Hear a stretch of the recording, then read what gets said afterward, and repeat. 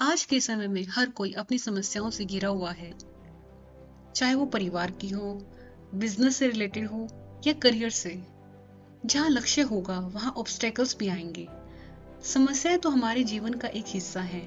इनसे घबराना नहीं चाहिए, बल्कि साहस और डट कर सामना करना चाहिए और अपने अंदर एक ऐसी पॉजिटिविटी लेकर आए कि कोई भी समस्या आपके पास आने से डरे। आज आपके सामने एक ऐसे ही राजा की कहानी है जो मुश्किलों से घिरा हुआ था और उसने उसे दूर करने के लिए किसका सहारा लिया और इस पर महात्मा बुद्ध ने क्या समझाया। आइए जानते हैं इस कहानी के माध्यम से। हेलो दोस्तों, स्टोरी एक्सप्लोरर में आपका एक बार फिर से स्वागत है। चलिए कहानी शुरू करते हैं। महात्मा बुद्ध जी के समय की बात है। अजात शत्रु नाम का एक राजा था। उसका राज्य अच्छा चल रहा था, किंतु कहते हैं ना कि समय एक जैसा नहीं रहता। ऐसा ही अजात शत्रु के साथ हुआ। राजा कई मुश्किलों से घिर गए और उन मुश्किलों से बाहर नहीं निकल पा रहे थे। उन्होंने कई युक्तियां अपनाई, लेकिन असफल रहे। एक दिन उनकी मुलाकात एक तांत्रिक से हुई। राजा ने तांत्रिक को अपनी मुश्किलें बताई। तांत्रिक ने राजा की बातों को ध्यान से सुना, फिर उसने एक उपाय बताया। तांत्रिक ने कहा, आपको पशु की बलि देनी पड़ेगी, तभी आपकी मुश्किलों का समाधान होगा।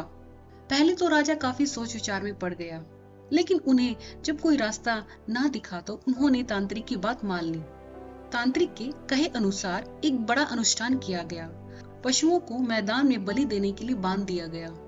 संयोगवश उस समय महात्मा बुद्ध राजा के नगर में पहुंचे। वे उसी स्थान से गुजर रहे थे जहां पर राजा ने अनुष्ठान कराया था। महात्मा बुद्ध ने जब देखा कि निर्दोष पशुओं की बलि दी जाने वाली है, तो वे राजा के पास गए और बोले, राजन, आप इन निर्दोष पशुओं को क्यों मारने जा रहे हैं?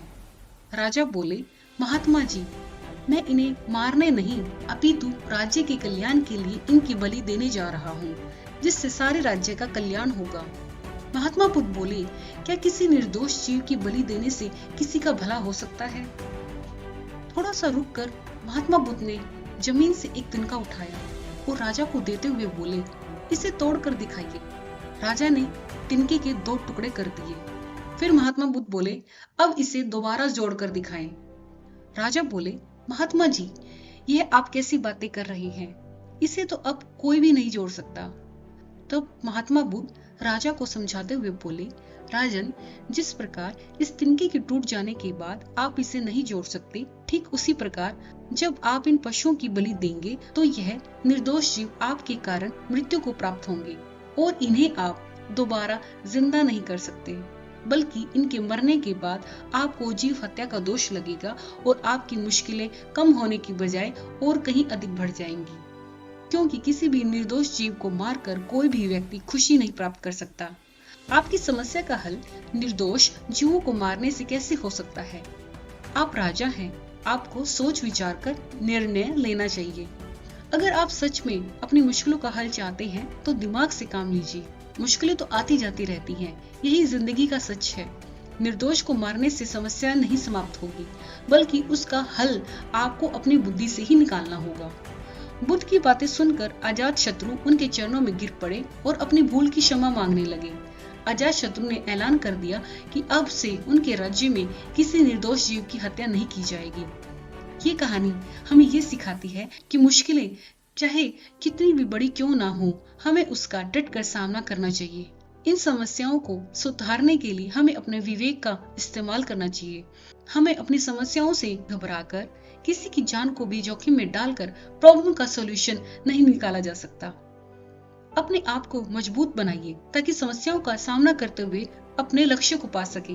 महात्मा बुद्ध ने भी हमें यही सिखाया है।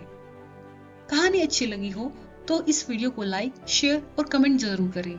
ऐसे ही प्रेरणादायक वीडियो को देखने के लिए हमारे चैनल को अभी सब्सक्राइब करें। मिलते हैं एक ऐसी ही वीडियो के साथ, तब तक के लिए धन्यवाद।